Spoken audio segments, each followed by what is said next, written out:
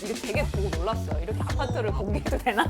다 좋은 지역만 뽑아놨어요. 강남이라고 다 비싼 게 아니라 서울이라고 다 비싸지 않거든요. 새로운 도전이 늦지 않았다. 네, 인서울 인강남 내 집 마련 소쿨 작가님 2부로 돌아왔습니다. 아, 2부가 가장 기대됩니다. 그동안 이제 기 모아놓으셨던 필살기들을 네. 여기서 다 풀어주신다고 이제 하는데 단돈 1억 원으로 내 집 마련 단돈 1억 원을 내 집 마련하면 얼마나 이게 매력적인 내 집 마련 오늘 가르쳐 주시는 거죠? 네. 기대해 보겠습니다. 처음에 이제 1,000만 원으로 시작하셨는데 이제는 네. 물가가 좀 올라서 이제 1억인 건가요? 그렇죠. 그게 24년 전이니까요. 네. 지금은 뭐 1억이면 충분히 할 수 있습니다. 서울에 내 집 마련. 충분히요? 충분히 할 수 있습니다. 작가님 내 집 마련 적기 같은 게 있나요? 보통 뭐 한 결혼할 때쯤인데. 아닙니다. 그 네. 내 집 마련은 빠르스 좋습니다. 음. 내 집 마련은 오늘이 제일 쌉니다. 서울 아파트 값은 오늘이 제일 쌉니다. 아. 그래서 최대한 빨리 하셔야 되는데 네. 왜냐면은 내가 월급을 모으는 속도하고 예금 이자가 불어나는 속도보다 서울 아파트 값, 강남 아파트 값이 오르는 속도가 당연히 빠르겠죠. 그거와 또 이제 7살 이전에 아기가 있으신 분들이라면 결혼해서 초등학교 6년, 중고등학교 6년, 12년 애가 전학가지 않을 수 있게 빨리 진입을 하셔라. 애들도 이제 전학을 하면 아무리 유치원이나 어린이집도 애들이 적응하는데 좀 시간이 걸린다고 그러시더라고요. 그리고 이제 제일 중요한 연금, 주택연금을 모르시는 분들이 많은데요. 우리나라는 이제 한국주택금융공사에서 주택연금이라는 걸 하는데 외국에서는 요거를 영모기지론이라고 해서 일반 사금융에서 하고 있습니다. 네. 우리나라는 요게 이제 55세 이상 공시지가 12억이면 현장에서는 한 15억 정도 시세되는 물건인데요. 그래서 내 집 마련 한차만 해도 노후 준비까지 끝난다.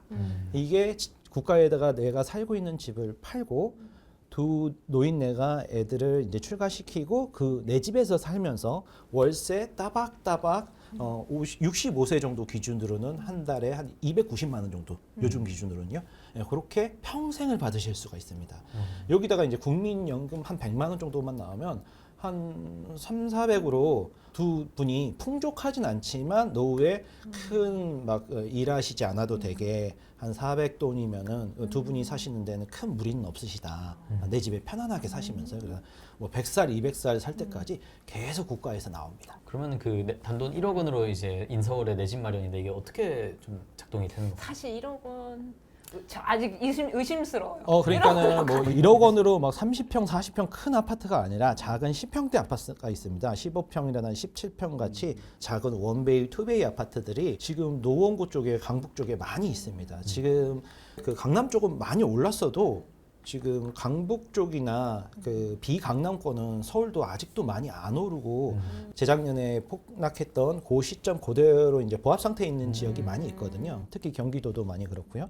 그런 부분을 잘 찾아보시면 서울 접근성 좋은 쪽으로 아직도 3억대, 4억대로 꼬마 아파트들이 많이 있고 예를 들면 여긴 지금 6억부터 나왔는데 6억이면 이제 송파를 들어갈 수 있는 상황인데 생애 최초면 일반인들은 50% 대출 나와서 3억 정도가 대출이 나오는데요. 생애 최초로 집을 처음 구매하시는 분들은 한 4억 정도까지 대출이 국가에서 혜택을 줍니다. 생애 최초라고 해서. 그래서 취득세,도 혜택을 주시고요. 근데 막 노원구 쪽으로 가면 꼬마 아파트 같은 경우에 3억 정도면 2억 이상 대출이 나왔을 때 1억만 있으면 되는데 그 1억도 내 돈이 다 1억이 적금 예금으로 모아서 1억을 가지고 있는 게 아니라 회사 다니면은 월급쟁이라면 당연히 이제 신용대출이 되거든요. 그럼 연봉 정도 신용대출이 된다고 했을 때 사회초년생이라도 3천, 4천 요 정도는 되고 회사 생활 한 5년, 10년 하시는 분들은 한 뭐 7, 8천도 되거든요.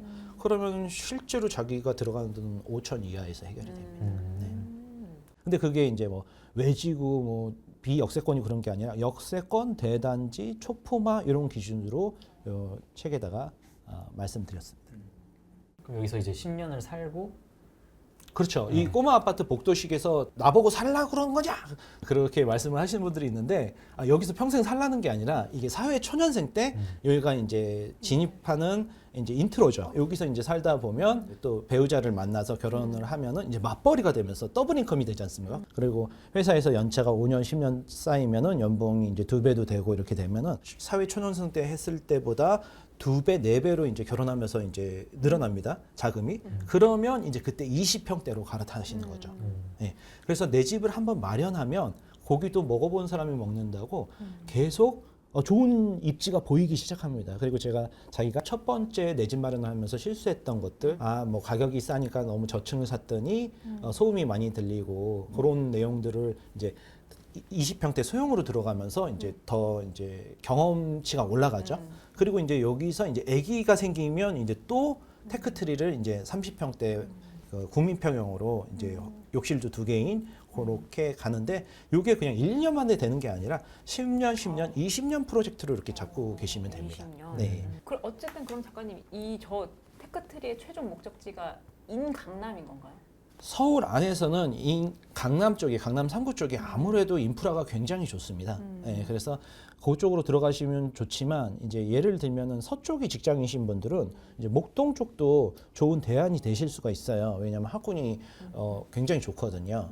그러면 그 지역 안에서 제일 괜찮은 데를 사면 괜찮은 건가요? 아니면 그 지역 자체가 좀 안 좋은 선택인 경우도 그러니까 있나요? 첫 집으로는 좀 어떻게 기준을 좀 해야 되는 건가요? 서울 안에서는 아무래도 이제 노원구가 이제 중계동 학군이 있어서 학군 안정성과 7호선 그 강남 접근성 그런 면에서 그 가성비가 굉장히 좋은 쪽이라서 사회 초년생 분들한테는 그쪽을 많이 말씀을 드리고 있습니다. 네. 약간 또 몸테크라는 말이 있는데 이제 오래된데 이제 붙어 있어서 살고 이제 투자를 위해서 이게 사는 그런 것도 있는데 좀 그렇게 좀 구축을 사는 게 좋은 거 아니면 신축이 좀 좋은 거예요? 그럼 80년대 아파트는 저는 조금 몸테크라는 그거는 말리고요. 이제 90년대 아파트를 많이 추천드리는데요. 특히 2010년, 20년 이런 거는 신축이지만 너무 비싸다는 거죠. 그러니까 같은 입지에 있었을 때 신축과 구축이 거의 2배가 가격이 차이 나요. 근데 보통 같은 입지에 이 2개를 고민하시는 게 아니라 보통 한정된 자금, 10억이면 10억이라는 한정된 자금으로 구축과 신축이 다른 입지에 있다면 둘 중에 어느 게 더 상급지일까요? 구축이 상급지겠죠. 왜냐하면 구축인데도 불구하고 10억이고 얘는 신축인데 10억이면 하급지라는 거죠. 그러니까 저는 구축을 사라는 게 아니라 이 상급지를 들어가라는 얘기인데 자꾸 기준을 그럼 이렇게 집주근적 네. 기준을 정한 다음에 그 다음에 좀 뭘 해야 될까요? 정한 다음에 우선 인터넷으로 기본적으로 조사를 하겠죠. 일본의 도쿄에 자유여행을 간다고 자기가 계획을 세운다고 생각하시면 똑같으세요. 그러면 우선 지도를 펼쳐놓고 공항하고 내가 정한 숙소, 호텔, 그리고 내가 가볼 때 3박 4일 동안 가볼 때 그리고 거기서 이제 이동하는 동선, 교통수단 그리고 맛집 이런 거를 적절히 분배하지 않습니까? 네. 그런 사전 작업이 필요하고요. 그리고 현장에 가는 게 굉장히 중요하세요. 왜냐하면은 요즘은 인터넷 세대다 보니까 컴퓨터로 그냥 이렇게 손가락으로 이제 검색만 하시더라고요. 특히 핸드폰으로 그냥 지도도 검색만 하시는데 이제 수억 원, 수십억 하는 이런 것들을 이런 아파트를 내 집 마련을 하는데 현장을 가보지도 않고 사는 거는 말이 안 되죠. 네. 몇 번 정도 이렇게 해보는 걸 추천하시나요? 최소? 그래도 한 10번 정도는 10번? 최소 가보셔야 됩니다. 10번이요? 오, 좀 많아봤자 3번 정도 생각했는데. 돈이 부족하면 그 지역으로 이사를 들어가라고 말씀드립니다. 전월세로라도. 임차인으로라도 들어가면 그러면 이제 돌아다니면서 어느 아파트 단지가 좋다가 아니라 출근길이 어디가 좋다가 아니라 실거주민이 된 거잖아요. 그러면은 어떤 단지가 아니라 어떤 동이 좋다. 동 안에서도 1호 라인, 2호 라인이 햇빛이 잘 들어온다. 아, 여기 옆에 라인은 꺾인 동 때문에 그늘이 많이 진다. 이런 디테일한 것까지 알 수 있어요. 그러면은 완전히 이제 고인물이 돼버리죠. 야, 그러면 또 아마 시청자분들이 기다리셨을 이제 2024년 주목할 인서울 아파트에 대해서 한번 좀 얘기를 해보도록 하겠습니다. 지금 일단은 여기 PPT에 8곳 하나 뽑아주셨고 13곳 뽑아주셨거든요. 근데 저 이게 되게 보고 놀랐어요. 이렇게 아파트를 공개해도 되나? 아니, 저는 원래 이제 네. 강의를 할 때도 이렇게 얘기를 네. 안 해드리는데 출판사 사장님이 이걸 너무 좋아하시더라고요. 출판사 사장님이 1권 때도 그래서 16군데를 책 원고를 다 썼는데 왜 아파트가 없냐요.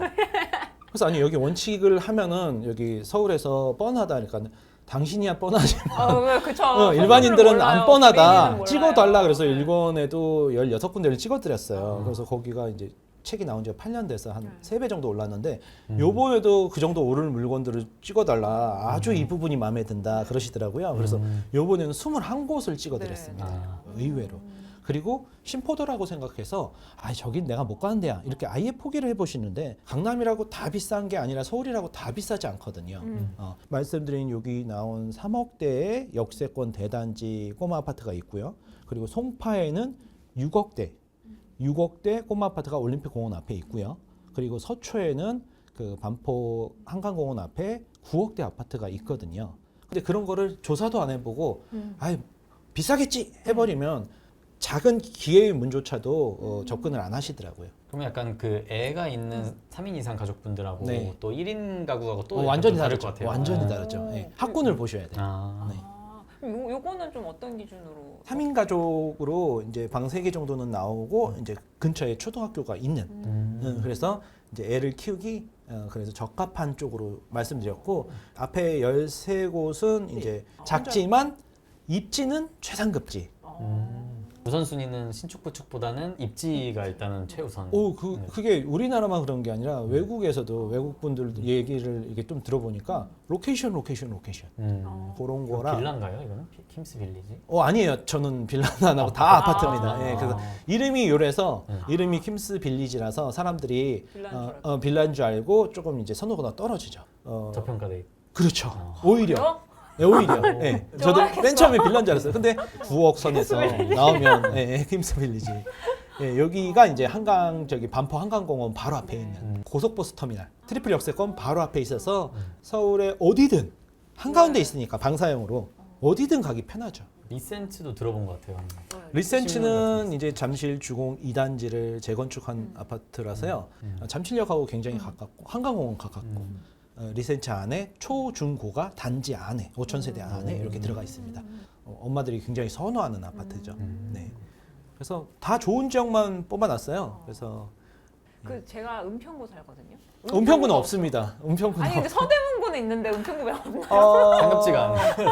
서대문구는 여기 강원구도 있는데. 자기가 좋아하는 걸 사면 안 되고 자기 고향을 사면 안 됩니다. 그래서 은평구는 그 가격이 저렴하고 접근성은 좋지만 이제 언덕이 너무 많아서 남들이 좋아하는 데를 이제 사야 돼요. 맞습니다. 남들이 좋아하는 걸 사는 게 핵심 포인트. 내가 아니라. 대중이 좋아하는 거. 집 구경할 때도 그냥 올 화이트로 그냥 현대백화점 그레이 아이보리 톤으로 이렇게 공사한 집이 있고 어떤 집은 이제 나뭇잎들을 막 걸어놓고 이제 프로방스라고 해놓으면 부동산 사장님하고 이렇게 구경하고 나오면서 이런 낙엽 있는 집은 안 팔려 이렇게 얘기를 하시죠. 이거는 시세 지도라고 이제 써 있는데. 예, 맞습니다. 그러면 뭐 어떻게 시세가 어떻게 볼 수 있는 건가요? 저희가 이제 일본 자유여행을 간다 그러면 지도를 펼쳐놓고 시작하지 않습니까? 자기가 갈 때를 이제 지도에다가 자기가 관심 단지들을 이제 표시를 하고 거기에 있는 시세, 가격을 적는 거죠. 여기다가 포인트는 이제 가격이 이제 평당 얼마냐, 그거까지.